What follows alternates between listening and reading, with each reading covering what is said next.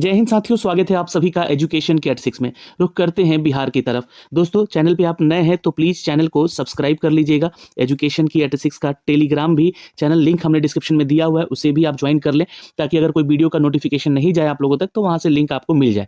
और लगातार अपडेट करने लेने के लिए आप लोग चैनल पर और टेलीग्राम पर विजिट भी करते रहिएगा। आप हमारा एप्लीकेशन भी डाउनलोड कर सकते हैं जहाँ पे इन परीक्षाओं की तैयारी को लेकर जो है आप मॉक टेस्ट वहाँ लगा सकते हैं। चलिए तो अब अपडेट पे आते हैं। दोस्तों, ये सक्षमता परीक्षा है क्या और ये कब होगी इसके बारे में तो आप देख ही रहे हैं यहाँ पे, लेकिन इसके एग्जाम के पैटर्न क्या होंगे? क्या ये ओएमआर बेस एग्जाम होगा? पहला सवाल आपका होगा यहाँ पर। दूसरा सवाल, क्या ये सीबीटी होगा? और अगर ये एग्जाम हुआ उसके बाद आपको कौन कौन से वो डॉक्यूमेंट्स की रिक्वायरमेंट होगी जिससे कि आप इसको आवेदन कर सकते हैं। अब बात यहाँ पर आवेदन की आ गई तो इसको कौन कौन छात्र आवेदन करेगा। सक्षमता परीक्षा क्या है इसको समझते हैं। बिहार में अब से पहले जैसे कि बीपीएससी, टीआरई, जितनी भी परीक्षाएं अभी हुई हैं, टीआरई 1 हुआ है और टीआरई 2 हुआ है।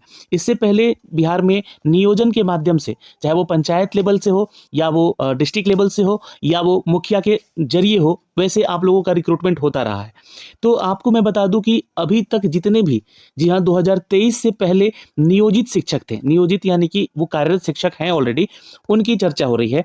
अब वो उनको जो पद मिलेगा, राज्यकर्मी का दर्जा मिल जाएगा अगर वो ये परीक्षा पास कर लेते हैं, और वो कहलाएंगे, जी हाँ, विशिष्ट शिक्षक, बिहार विद्यालय विशिष्ट शिक्षक, जिसका नियमावली 2023 के तहत नियम 4 का आप लोग पढ़िएगा उस गजट में, है ना। तो नियम 4 के परिप्रेक्ष्य में स्थानीय निकाय आपका पंचायत हो सकता है या फिर आपका नगर निकाय हो सकता है या फिर आपका मुखिया लेवल पे हो सकता है, जितने भी शिक्षक हैं उन शिक्षकों की सक्षमता परीक्षा होने वाली है।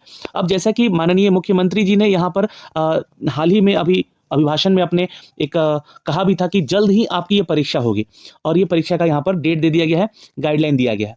अब कौन कौन देगा परीक्षा तो मैंने बता दिया। सक्षमता परीक्षा क्या है ये भी आपने समझ लिया। डेट शेड्यूल किए गए हैं, उससे पहले एग्जाम के पैटर्न को समझिएगा, ठीक है। उसके अलावा और भी जो अपडेट है, तो ये एग्जाम दोस्तों आपका सीबीटी होने वाला है, यानी कि कंप्यूटर बेस्ड टेस्ट होने वाला है, पहली चीज।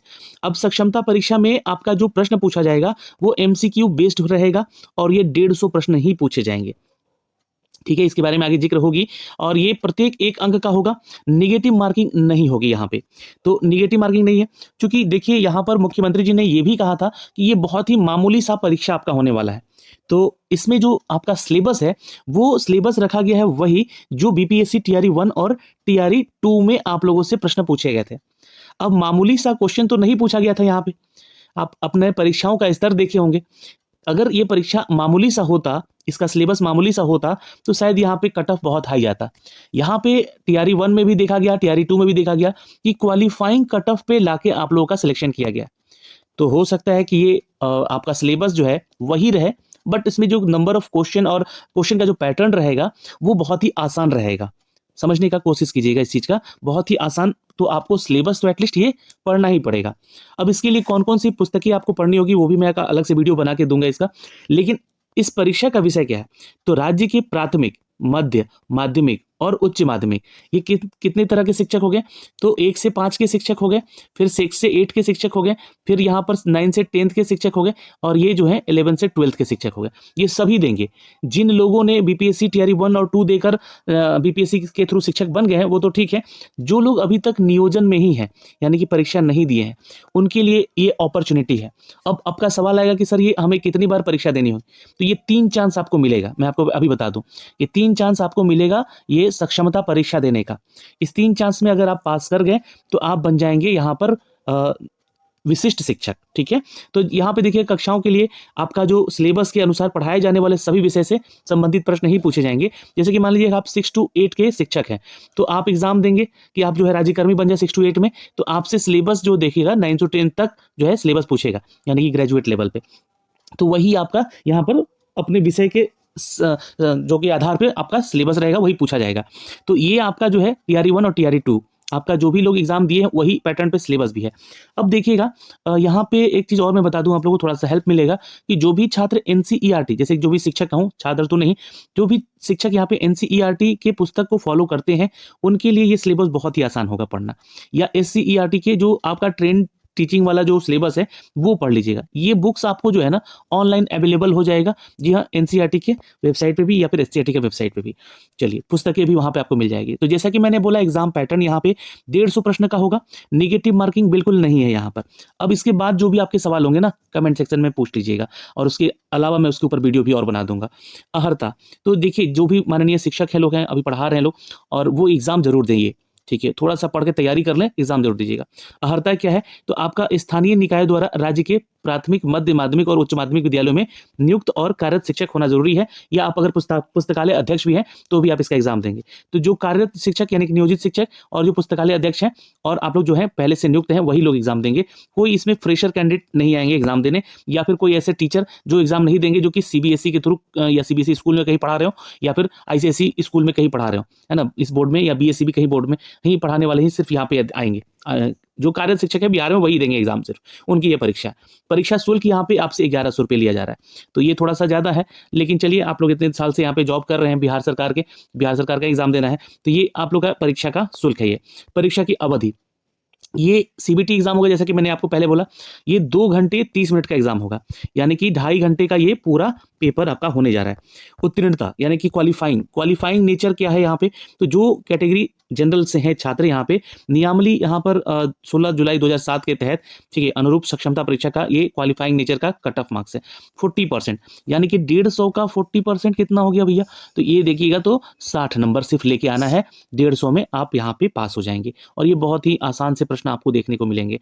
पिछड़ा वर्ग से संबंधित जितने भी लोग हैं 36.5% लेकर आइए, आप यहाँ पे पास हो जाएंगे। ओबीसी जो कि कैटेगरी से आते हैं, है ना, जो कि ईबीसी में आते हैं, उनको 34%, जो भी एससी एसटी हैं उनको 32, दिव्यांग हैं उनको 32, और महिला भी 32%। मात्र इतना मार्क्स लेकर आइएगा क्वालिफाइंग नेचर का, आप पास हो जाइए, आपका यहाँ पे काम हो जाएगा। ये ध्यान रखिए, कट ऑफ का ज्यादा खेल यहाँ नहीं होगा।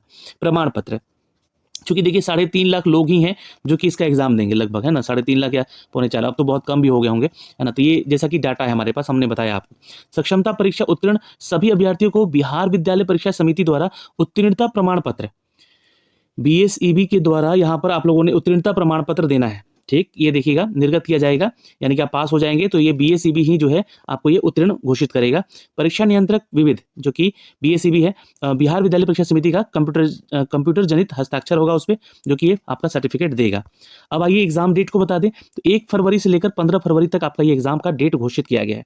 शिक्षक अभ्यर्थी अपना एडमिट कार्ड डाउनलोड कर सकेंगे 5 फरवरी से 16 फरवरी तक।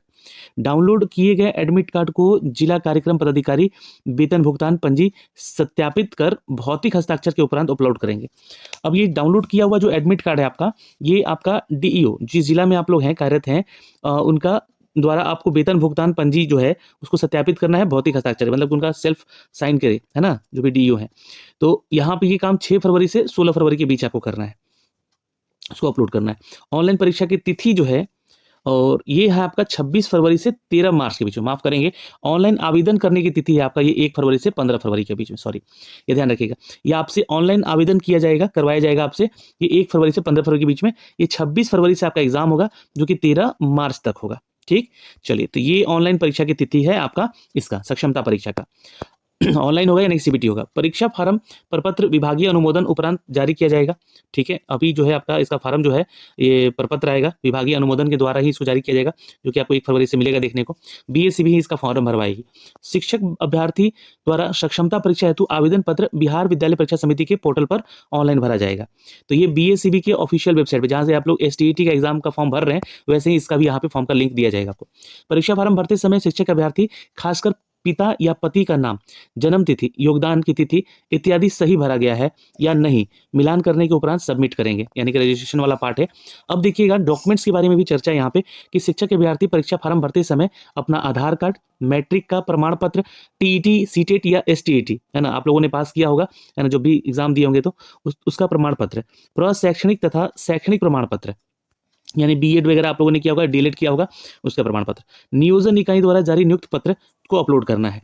जब आपका नियोजन हुआ था तो वो आपको एक नियुक्ति पत्र मिला होगा, वो नियुक्ति पत्र भी अपलोड कर देना यहाँ पे। तो ये आपके सारे वो डॉक्यूमेंट्स हैं जो कि आपको यहाँ पे अपलोड करने होंगे फॉर्म भरते समय। ये सब डिटेल में बताऊंगा आपको। परीक्षा फॉर्म भरते समय अभ्यर्थी को 3 जिलों का विकल्प देना अनिवार्य होगा कि कौन-कौन से जिला में आप जाकर जो है आवंटन करना चाहते हैं, पढ़ाना चाहते हैं।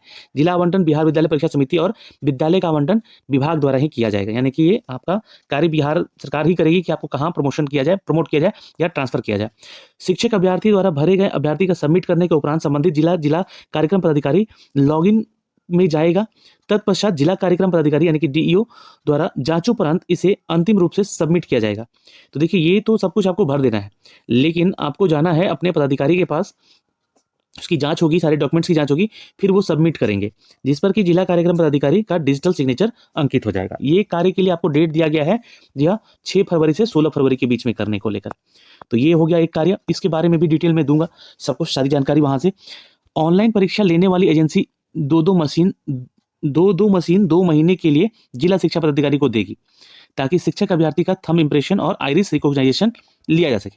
मतलब ऐसा ना हो कि कोई शिक्षक अपनी जगह पे किसी और को बैठा दे, इसलिए ये ऑनलाइन परीक्षा लेने वाली एजेंसी 2 मशीन का उपयोग करेगी, जो कि 2 महीने के लिए जिला शिक्षा पदाधिकारी को दी जाएगी, ताकि शिक्षक अभ्यर्थी थंब इंप्रेशन कर, आइरिस रिकॉग्नाइजेशन कर, यहाँ पे आंखों की पुतली का सत्यापन होता है, तो ये होकर ही आपको माना जाएगा कि आप हैं यहाँ पे।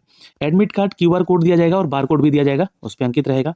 सीटिंग अरेंजमेंट जो है आपको BSc भी करेगी, ये ध्यान रखिएगा कि कोई अभ्यर्थी एक साथ ना बैठ के एग्जाम दे। परीक्षा केंद्र का एडमिट कार्ड केंद्र अधीक्षक के हस्ताक्षर का मुहर लगेगा उस पर, जो भी आपका एडमिट कार्ड मिलेगा, और मूल एडमिट कार्ड को संभाल के रखना आपको, डीओ का उस पर सिग्नेचर भी लगेगा। इस दौरान जिला कार्यक्रम पदाधिकारी द्वारा शिक्षक अभ्यर्थी का थंब इंप्रेशन और आइरिस रिकॉग्नाइजेशन मिलान किया जाएगा। ठीक है। सक्षमता परीक्षा संपूर्ण प्रक्रिया के दौरान सभी शिक्षक अभ्यर्थी का 3 बार थंब इंप्रेशन और आइरिस रिकॉग्निशन मिलान किया जाएगा, 1 बार परीक्षा केंद्र पर, दूसरी बार काउंसलिंग के दौरान और तीसरी बार विद्यालय योगदान समय। मूल एडमिट कार्ड गुम होने की स्थिति में शिक्षक अभ्यर्थियों को दोबारा सक्षमता परीक्षा देना होगा। तो एडमिट कार्ड को, ओरिजिनल एडमिट कार्ड को बचा के रखना है, नहीं तो दोबारा आपको ये परीक्षा देना पड़ेगा। वैसा शिक्षक जो अभ्यर्थी जिन्हें सक्षमता परीक्षा देना है, ऑनलाइन से संबंधित प्रैक्टिस नजदीकी प्राथमिकी शिक्षक जो संस्थान है जिला शिक्षा का और प्रशिक्षण संस्थान है जो जिला में ही होगा आपके, शिक्षण प्रशिक्षण महाविद्यालय में संध्या 7:30 से 9:30 बजे तक कर सकते हैं।